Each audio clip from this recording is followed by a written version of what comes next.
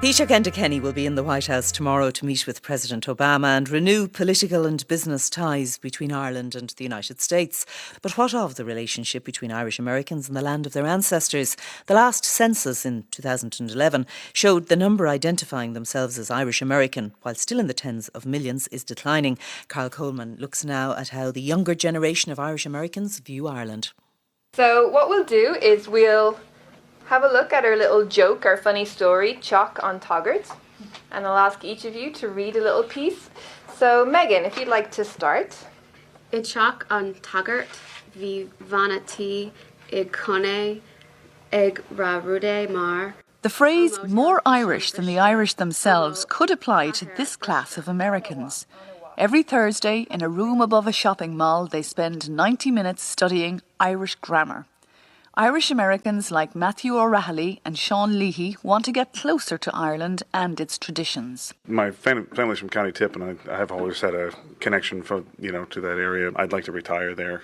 I don't want to be a plastic patty. Well, I started learning about hurling and playing that, and then I got exposed to the language through Irish here that are playing hurling. I heard it and I see it, and I felt it was some type of code that I didn't understand, so I learned about this class, and this helps it all make a little bit more sense. Monaghan teacher Ronan Connolly started the DC Irish classes in 2010. He's now home in Ireland, but 30 students continue to come here weekly to teacher Elaine Kirby. I was astonished that I walked into a room of maybe 10, 15 people, all American, all speaking Irish, better than a lot of people at home, really. If all Irish Americans tended their roots so carefully, the link would be safe for generations to come. But Trina Vargo of the US-Ireland Alliance and founder of the Mitchell Scholarships says the current generation of Irish Americans don't see Ireland as their parents did. I just find that by the time you get to this generation, and even an older generation, but when they're 22 to 30, you are not hearing about, I'm not meeting kids who are saying, my grandmother came from Cork. So the real test, and I actually think that the jury is still out on this, which is, can we interest an entirely new generation of Americans and Irish in the relationship? Or on the American side, are we so post-ethnicity that nobody cares anymore? In the 2011 census, 35 million people in the US described themselves as Irish American. That's down from 40 million just a decade ago.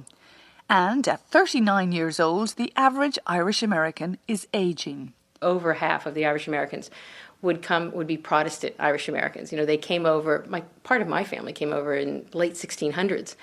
When you're that far removed, you're not thinking about it at all. You're totally assimilated.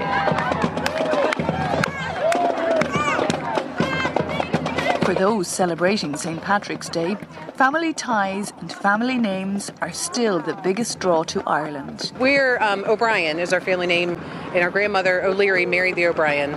My mother was a Murphy. Doherty is my last name, so everybody's from Donegal. My cousins, the Keoghs, who live in Gordon, County Kilkenny. But whereas Americans used to boast of being 1/4 or 1/8 Irish, their children and grandchildren barely know where the link began. I am Irish, but I don't really have too much of a connection to Ireland.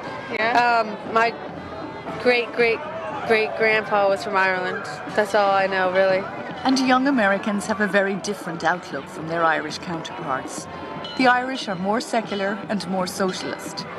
Massachusetts Congressman Richie Neal, who has been on Capitol Hill for 25 years, points to Ireland's participation in Europe and America's tight immigration policies. Staying at the Shelbourne, I was amazed at the number of Polish bartenders. So I think EU has changed the relationship somewhat between Ireland and America.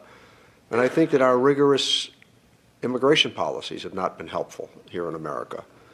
We should be welcoming those young Irish that still want to come here. He predicts nationwide immigration legislation by the end of this year, which could offer a path to citizenship to the 50,000 undocumented Irish here.